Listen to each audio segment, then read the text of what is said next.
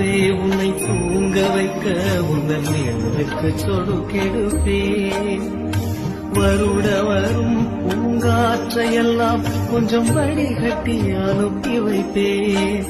என் காதலின் தேவையை காதுக்குள் ஓதி வைப்பேன்.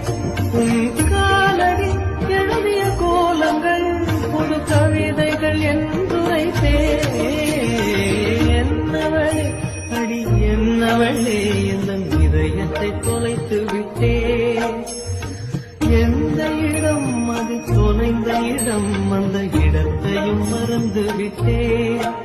உந்தன் கால் கொலுசில் அது தொலைந்ததென்று உந்தன் காலடி தேடி வந்தேன்.